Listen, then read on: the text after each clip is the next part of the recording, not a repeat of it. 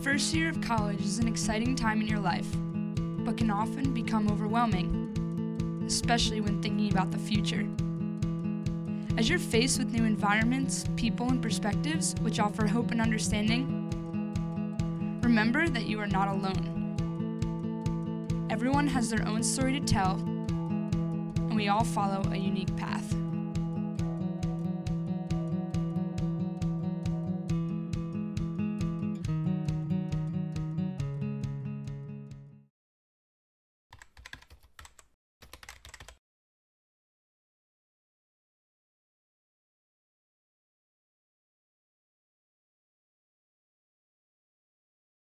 Here's what I wanted more than anything.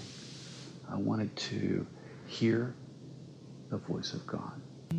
So I'd pray earnestly. I'd ask the Lord, please tell me what to do with my life. I felt that kind of earnest searching, and I was trying to be willing to do anything, trying to be honest that, Lord, I'll go anywhere. I'll do whatever you want. And I think even after college, I still thought there was some one thing and I was supposed to figure it out and get it right. I finally came to realize that calling, vocation, really isn't about finding the one thing. I think that there are multiple calls of the Lord that apply to every one of us. So I think that was really helpful to me in coming to realize there's not just one thing you need to get right. You get to serve the Lord in a whole array of different calls, different ways. That's vocation for me. I think people get so hung up on, what is it that I'm supposed to do? As if there's this sort of divine multiple choice exam and you can get the questions wrong. And I think vocation is a totally different thing. I think it's a discovering of who you were made to be, and not in this very prescriptive way, but almost more like discovering it as you go. I think in the end, it's not so much whether you're a garbage man or a lawyer or a doctor, it's like what kind of garbage man or doctor or lawyer am I going to be? How do I treat people along the way? I'm Kim Phipps, and I have the privilege of serving as president of Messiah College, and I also hold the title of Professor of Communication. And for me, one of the most important perspectives on vocation was written by a novelist, Gail Godwin, and it was in a wonderful book called Evensong. And she talked about the fact that vocation is really when something keeps making more of you. And by that it means that when we're serving God and serving others, we continue to grow and develop ourselves. There's moments in your career in which you may feel overwhelmed or tired. And in those moments I go back to my original vocation. So what really pushed me into this career. So I don't want to take for granted that excitement, that original sparkle. So I think it's a matter of really enjoying what you do. So I just found that today, vocation is something that I'm still working towards finding, and it's definitely not easy. It's something you have to actively seek. But I find my vocation now and the love that I have for my major, the relationships that I have with people, and in the ways I'm still trying to find it in my life. I think in a lot of ways we use the word vocation and career to mean the same thing, but I'd like to distinguish between the two because I think using it in the same way really shows how much we idolize career. Vocation is way, way bigger and more significant than career. And so it doesn't mean we're not thoughtful about the jobs that we want to pursue, the careers we want to pursue, but I think again it sets it in perspective that even if I don't have my dream job, it's okay. I still have a vocation. There's certain things that God calls all of us to, no matter what the context. I think a lot of times we equate vocation to career, and I think I did that for a long time in my life, but I think really what vocation is, if we consider it in the sense of our calling, and God calls us to use the gifts that God's given us, and so our vocation is that playing out of using those gifts. All Christians have a vocation. There's certain things we're all called to, and your job can play a part in that, but it's not dependent on that. It's bigger than that.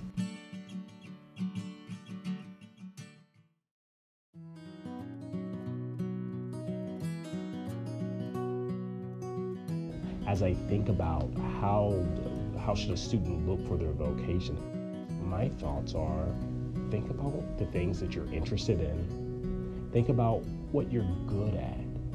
But ask a lot of questions, because there are a lot of opportunities out there to use the gifts and talents that you have. Pray about these things. Pray about your decisions that you make as you start to think about your interests.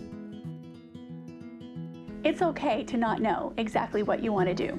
So college is a great time for you to take some time and explore. Narrow down your choices and focus in on what you're gifted in. American writer and theologian Frederick Buechner says that the place that God calls you to is the place where your deep gladness and the world's deep hunger meet. So take time to figure out your deep gladness and learn to understand the world's deep hungers, and then figure out where those two meet. That's how you're going to find your calling. It might take a lifetime, but God will lead you there. Advice I give to first-year students is that sometimes God opens the door the whole way and gives you opportunity to do certain things. Sometimes He opens it a crack, and you have to do a lot of the work to find out the specifics of what God's calling you to do. So either way, it takes a little bit of work on your part, but wherever God calls you, I believe that He gives you the gifts, He gives you the passions to do what He calls you to do. I think it's important when you're thinking about your vocational trajectory, your career, your future, to not have this ideal in mind. I think it's important to enjoy the journey and to see where it goes and to pick up things along the way that are going to help you. Because sometimes we can get disillusioned if we think that there's one specific way to get at something and one specific track and we have to follow that. And when it's not happening, we can get frustrated. So I think it's important to just take whatever comes your way and be prayerful about that, but no matter what position you find yourself in, to find something that's redemptive about that you could take on and use in your vocational calling, wherever that may lead you.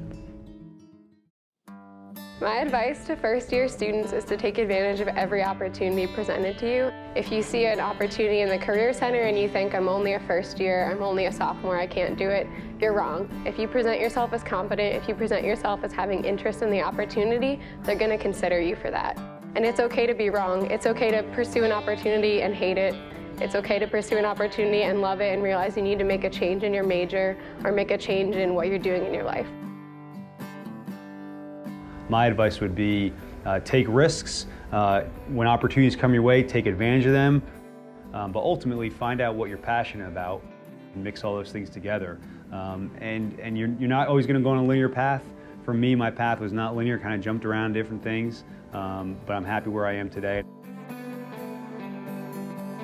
I would really recommend students get involved really early on. I think Messiah offers a lot of great opportunities in order for people to find their vocation. We have 70 clubs on campus, so I would encourage students to get involved in anything that they're passionate about. It's all about starting at, I think, with where you're at and going from there, because you never know where God's going to take you and what you're really going to find that you're good at, or what you really enjoy. If you can take a more big picture perspective, do you feel like you're able to make a difference? Are you able to impact other people's lives for the better? And even in very small ways, I think we get these like delusions of grandeur where, okay, if I'm not radically reshaping the course of history and the course of the world, I'm not doing it right. But the metaphor I like to use is kind of like tending your own corner of the garden. And it's not your job to make sure the whole garden is flourishing. Do your thing really, really well instead of feeling like you have to change the entire world. You have your corner of the garden to tend. Great. That's it. That's all I got. Good luck.